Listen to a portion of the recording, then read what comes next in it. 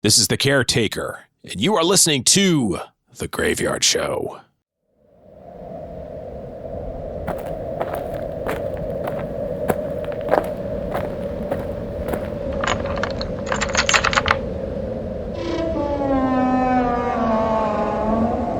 Welcome to The Graveyard.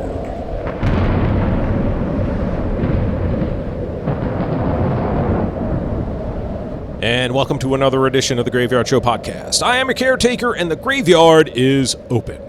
The ending to Jaws 2 is one of those things that people are divided on. Some like it, some hate it, but I actually think it works. And in this edition, I'm going to make a case for the ending of Jaws 2. Now, Jaws was such a tremendous hit that Universal had to make a sequel. It would have been foolish not to capitalize on the success of the original. However, it's pretty mind-boggling that the studio was so willing to go back onto the water, considering the many difficulties Jaws experienced when filming. It's well documented how the mechanical shark was a problem, how the crew was fighting the tides and everything else that goes with working on the water, and the film had gone over budget and over schedule, just to name a few things. But when opportunity calls, you gotta listen. So Jaws 2 was greenlit. Most of the original cast returned, while also introducing us to the new generation of Amity teenagers. The same location of Martha's Vineyard was used for much of the film, and there was a new director at the helm. Now, Jaws 2 was certainly not immune from some of the same issues as its predecessor. Once again, the shark was an issue, and filming on the ocean proved to be difficult. Add to that, the original director of the film, John D. Hancock, was fired very early into the production and replaced by Jeannot Schwark, who, like Spielberg, was a veteran of the Universal TV show Night Gallery. Actor Roy Scheider was reluctant to return because he didn't think there was more to explore with the character of Chief Brody, but eventually came around in his feelings. However, he and Schwark did not get along, which created an intense atmosphere on set. Regardless of all these issues, Jaws 2 was completed, and it opened to pretty decent reviews.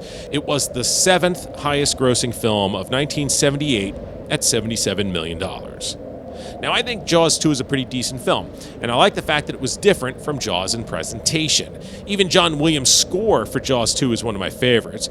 I think he brought a different feel to Jaws 2, while he still kept the familiar shark theme. And I think it's also one of his most underrated scores in his career, obviously because the Jaws score is so legendary. But enough about the film, let's get to the ending and why I think it works. 3 of the 4 Jaws films end with the shark blowing up. And yes, I know the original ending to Jaws: The Revenge had the shark being impaled because, sadly, I saw Jaws: The Revenge in the theater when it came out. However, the alt ending has the shark exploding once it was impaled, and I'm still not sure how that was even possible, but okay. So I'm counting that as an official exploding shark. So 3 it is. And is it really that bad that we have at least one Jaws movie where the shark didn't explode? So the script sets things up very early in the film. Right after the water skier is killed and the boat explodes, killing the driver, Chief Brody's called in, and Hendricks and the old man are out in the ocean dragging to find bodies and wreckage. What happens is something that actually brings us back to Jaws. You see the line going into the water from the police boat. It's very similar to Quint's fishing line in Jaws. And then what happens? The police boat is suddenly being pulled backwards, very similar again to Jaws when the shark starts towing the orca. So we have 2 very familiar moments here. But unlike Jaws, where we knew it was the shark doing this, we're kind of seeing what happens here. And as they start pulling the line up, what happens is that they have discovered a power cable.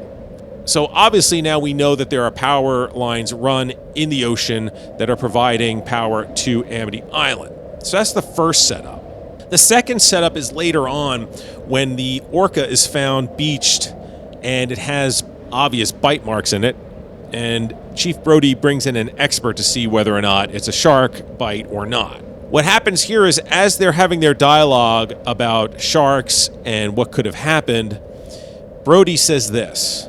Look, we know that sharks are attracted by blood and thrashing about. And sound. Sound? Sound.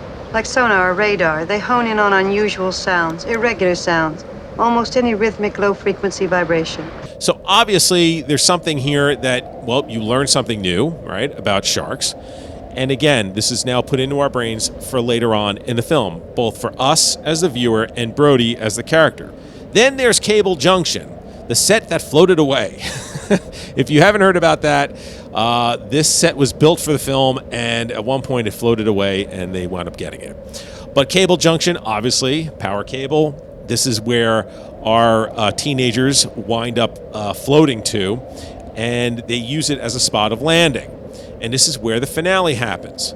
So when Brody finds the teenagers and he goes to rescue them, well, we have a mishap. And he winds up crashing the police boat into Cable Junction. So when Brody tries to tow the kids over, the tow is underwater. It gets caught on a power cable that Brody lifts up out of the ocean. Well, the shark attacks. The kids wind up swimming back to Cable Junction, but two people are left on the boat, Donna and Sean Brody. Brody winds up using the cable to get himself out into the ocean with his little emergency raft and uses what he was told by the shark expert, pounding the electric cable so he could divert the shark's attention from them to him. And of course, it all works out just nice and neatly. It would have really sucked for Brody if the shark came up from underneath, because it might have killed itself, but it would have killed him too. And there you go. I mean, it works out.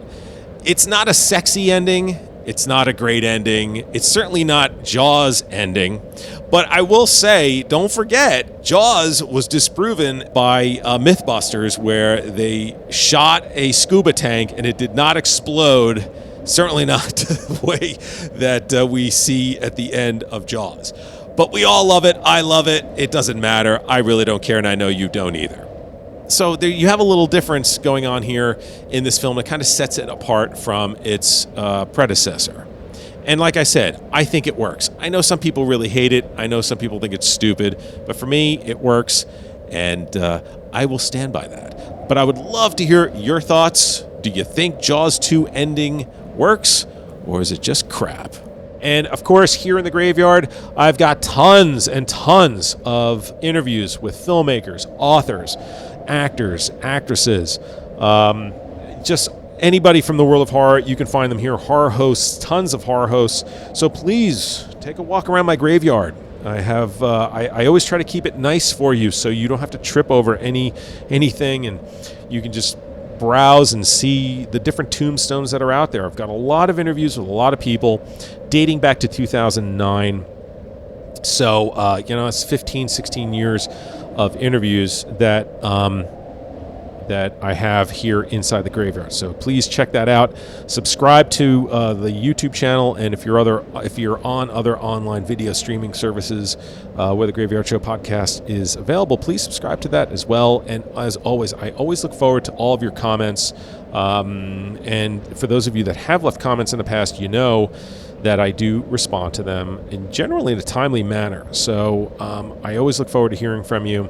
All right, that's going to do it for me now, but I look forward to seeing you again here very soon. And as you exit the Graveyard, I would like to remind you to please lock the gate behind you. We wouldn't want anyone to get out. Until next time.